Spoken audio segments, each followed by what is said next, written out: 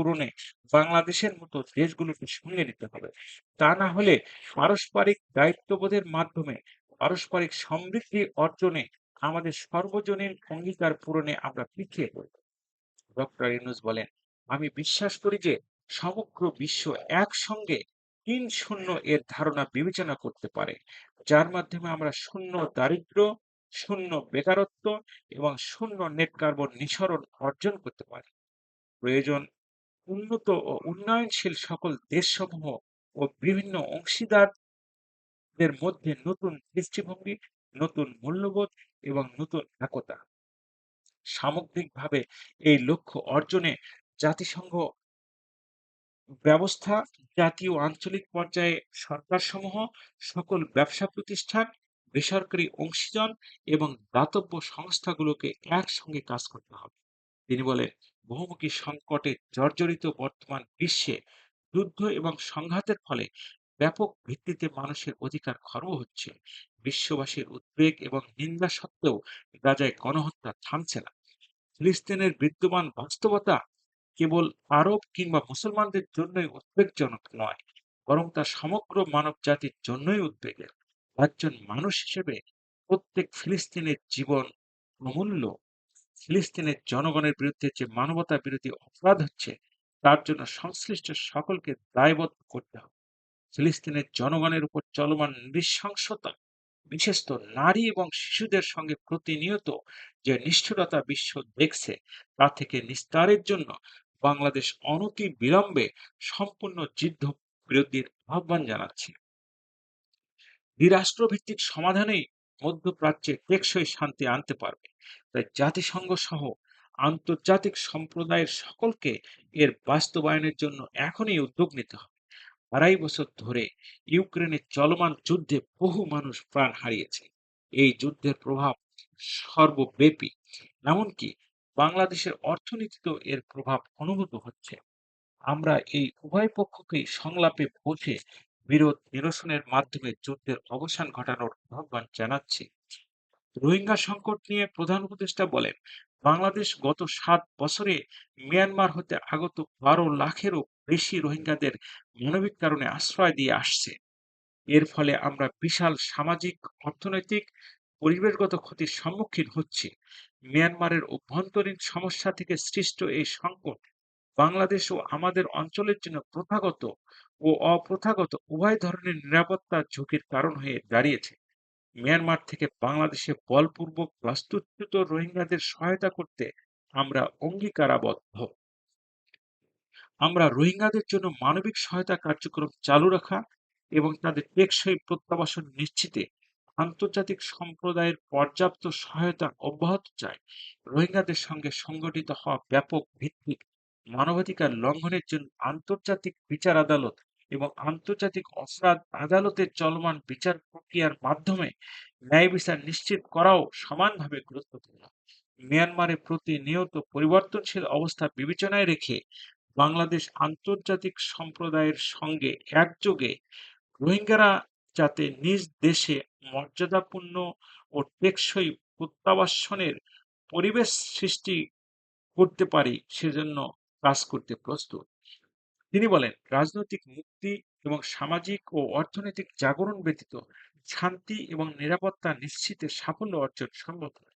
প্রায় ১ দশক পূর্বে বিশ্ব সম্প্রদায় সর্বসম্মতভাবে এজেন্ডা ২০৩০ প্রণয়ন করে। এই সার্বজনীন টেকসই উন্নয়ন অভিষ্টগুলো অর্জনে আমরা সবাই আমাদের সামষ্টিক আকাঙ্ক্ষা ও বিশ্বাস অর্পণ করেছি। তদুপরি মাত্র ১৫%-এর কম লক্ষ্যসমূহ অর্জিত হয়েছে। স্পষ্টতই এক্ষেত্রে অনেক উন্নয়নশীল রাষ্ট্র আরো পিছিয়ে আছে।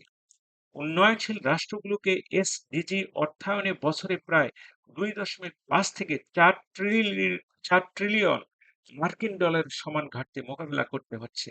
উন্নয়নশীল বিশ্বের ঋণের বোঝা, ক্ষয়িষ্ণু আর্থিক সক্ষমতা এবং জলবায়ু পরিবর্তনের ক্ষতিকর প্রভাবের কারণে বাংলাদেশের মতো দেশগুলো বেশি ঝুঁকিতে রয়েছে। ডক্টর ইউনূস বলেন, আমরা যে নিবিড়ভাবে সংযুক্ত বিশ্বে বসবাস করছি, সেখানে অভিবাসন এবং মানুষের অবাধ প্রবাহ এক অলঙ্ঘনীয় বাস্তবতা। বাংলাদেশী নাগরিকরা প্রতিনিয়ত বিভিন্ন দেশে অভিবাসী হিসেবে যাচ্ছেন। বিশ্বের বিভিন্ন প্রান্তে এ মুহূর্তে প্রায় ১.৫ কোটি প্রবাসী বাংলাদেশী আছেন। সকলের জন্য অভিবাসনের উপযোগিতা নিশ্চিত করতে বিশ্ব সমাজকে নিরাপদ, সুশৃঙ্খল, নিয়মিত এবং মর্যাদাপূর্ণ অভিবাসনের পথ সুগম করতে হবে। তিনি বলেন, প্রতি বছর প্রায় ২৫ লাখ তরুণ-তরুণী বাংলাদেশের শ্রম বাজারে যুক্ত হচ্ছেন। বাংলাদেশের বিপুল জনশক্তির প্রায় ২/৩ তরুণ।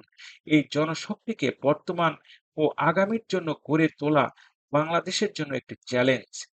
ক্রমপরিবর্তনশীল কর্মজগতে একজন তরুণকে প্রতিনিয়ত নতুন দক্ষতা অর্জন করতে হয় এবং কর্মপরিবেশের সঙ্গে মানিয়ে নেয়া শিখতে হয়। এজন্য বাংলাদেশ যখন মধ্যম আয়ের দেশ হিসেবে উন্নীত হচ্ছে, তখন আমরা শিক্ষা এবং প্রযুক্তিগত সহায়তা লাভের উপর বিশেষ জোর দিচ্ছি। প্রধান উপদেষ্টা বলেন, কৃত্রিম বুদ্ধিমত্তার অভাবনীয় বিকাশ এবং এর বহুমাত্রিক প্রয়োগে বাংলাদেশ বিশেষভাবে আগ্রহী। তরুণ সমাজ এর সম্ভাবনা নিয়ে উচ্ছ্বসিত। একজন বিশ্ব নাগরিক হিসেবে তারাও চায় নতুন পৃথিবীতে নিয়োজিত হতে, কর্মক্ষম হিসেবে নিজেকে গড়ে তুলতে। তিনি বলেন, আমাদের আসলে দরকার নতুন ধরনের সহযোগিতা কাঠামো, যেখানে বৈশ্বিক ব্যবসা ও জ্ঞানের অধিকারী গোষ্ঠী মানুষের চাহিদাগুলোকে যথাযথভাবে অনুধাবন করবে। আন্তর্জাতিক সহযোগিতার মাধ্যমে উন্নয়নশীল দেশগুলোর জন্য এমন একটি রূপান্তরকারী ব্যবস্থা তৈরি করতে হবে, যা কর্মসংস্থান, আর্থসামাজিক প্রতিকূলতা এবং জীবিকার জন্য দ্রুতই সমাধান নিশ্চিত করবে। শান্তিতে নোবেলজয়ী এই অর্থনীতিবিদ বলেন, আমাদের প্রচেষ্টা, সক্ষমতা ও সম্পদ একত্রীকরণের মাধ্যমে সকলের সামর্থ্য, উদ্ভাবনী শক্তি এবং সমৃদ্ধিকে কাজে লাগাতে হবে। আর্থসামাজিক উন্নয়ন এবং জলবায়ু সহনশীলতা নিয়ে আমরা প্রতিনিয়ত যে প্রতিকূলতার সম্মুখীন হচ্ছি, সম্মিলিত উদ্যোগের মাধ্যমে তার মোকাবেলা করতে হবে। বৈশ্বিক দক্ষিণের আওয়াজকে বিশ্বব্যাপী জোরালোভাবে তুলে ধরার জন্য প্রয়োজন সম্মিলিত উদ্যোগের। তিনি বলেন, কোভিড অতিমারির অভিজ্ঞতায় আমরা দেখেছি জনস্বাস্থ্যের ব্যাপক বিনিয়োগ কতটা গুরুত্বপূর্ণ হতে পারে। বিশ্ব স্বাস্থ্য সংস্থায় বৈশ্বিক অতিমারি চুক্তির চলমান আলোচনায় বাংলাদেশ নেতৃত্ব প্রদান করছে।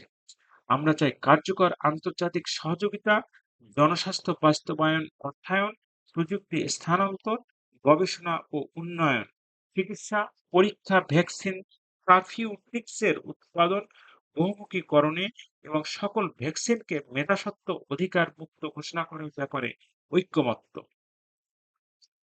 অন্তর্বর্তীকালীন সরকারের প্রধান উপদেষ্টা বলেন, এবছর আমরা জাতিসংঘের সঙ্গে বাংলাদেশের অংশীদারিত্বের সুবর্ণ জয়ন্তী উদযাপন করছি।